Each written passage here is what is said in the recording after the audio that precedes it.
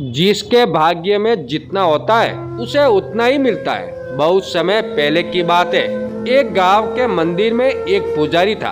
वो पुजारी अपना सारा समय मंदिर की सफाई, पूजा पाठ, आने जाने वाले के लिए पूजा करने में ही बिताता था। उसके परिवार में कोई नहीं था और वो अपना खाना पीना मंदिर में होने वाले चढ़ावे से ही चलाता था। वो पुजारी व्यवहार का बहुत अच्छा था। उसके मन में पैसों के प्रति ज्यादा लालच नहीं था। मंदिर में जब भी ज्यादा चढ़ावा होता तो वह उनसे दूसरे लोगों की भी मदद करता था। पुजारी मन ही मन ये भी सोचता था कि मंदिर के चढ़ावे से थोड़ा बहुत बचत भी होती है तो भविष्य के लिए अच्छा हो जाता है। लेकिन गांव का मंदिर था तो वहाँ लोगों का आना जाना कम होता था। मुश्किल से दिन भर में 5 से 6 पैसों का चढ़ावा हो पाता था, जिसमें से पुजारी अपने दिन भर की जरूरतों को पूरा करने के बाद सिर्फ 2 पैसे ही बचा ही पाता था। और जब कभी चढ़ावा ज्यादा होता तो पुजारी के पास कोई ना कोई व्यक्ति ऐसा आ जाता जिसे मदद की जरूरत होती थी और पुजारी उसे मना भी नहीं कर पाता। बहुत समय बीत गया लेकिन पुजारी पूरे दिन 2 पैसे से ज्यादा बचत कर ही नहीं पाता था। वो हमेशा भगवान से यही प्रार्थना करता था कि भगवान कुछ तो ऐसा करो कि मैं 2 पैसों से ज्यादा की बचत कर पाऊँ।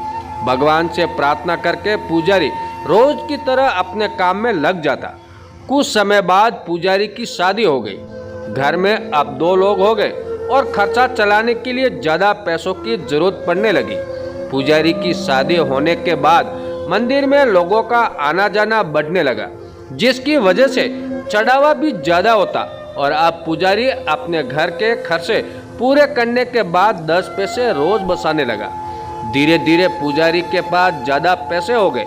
कुछ पैसों से उसने अपने घर की मरम्मत करी और कुछ पैसों को भविष्य के लिए बचा लिया। कुछ समय बाद पुजारी की संतान हुई और अब वो 2 से 3 हो गए।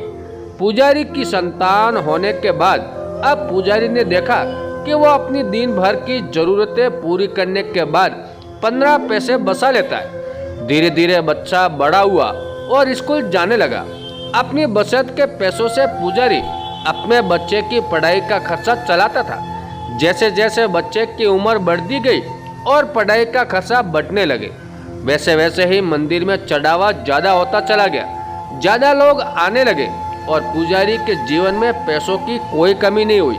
अपनी जिंदगी को इस तरह बदलता देख पुजारी ने एक दिन भगवान से प्रार्थना करी और पूछा कि भगवान, मैं रोज के 2 पैसे बचाता था और बहुत कोशिश करने के बाद भी मैं कभी 2 पैसों से ज्यादा नहीं बचा पाया। लेकिन आज मैं सब खर्चे करने के बाद भी 30 पैसे बचा लेता हूँ, जो कि मेरे और मेरे परिवार के लिए बहुत है। इस सब की वजह क्या है भगवान? क्या यह आपकी कृपा है या फिर मेरा भाग्य? ऐसा कहकर पुजारी अपने रोज के कामों में लग गया।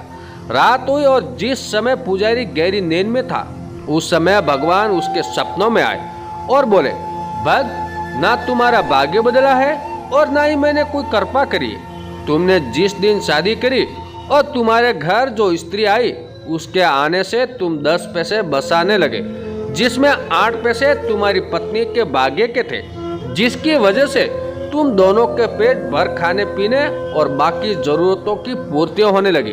फिर तुम्हारी संतान हुई और उसके होने के बाद तुम 15 पैसे बचाने लगे, जिसमें से 5 पैसे तुम्हारी संतान के भाग्य के थे।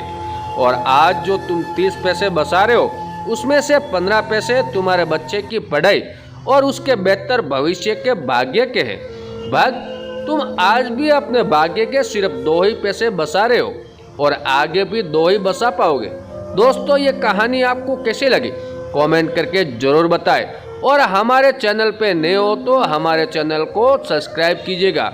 दोस्तों, इस कहानी से आप कई बातें समझे होंगे और साथ ही आप ये भी समझे होंगे कि किस तरह हमारे भाग्य का लिखा हमें मिलता है और साथ ही किस तरह दूसरे के भाग्य का लिखा भी हमारे द्वारा होते हुए दूसरों को भी मिलता है।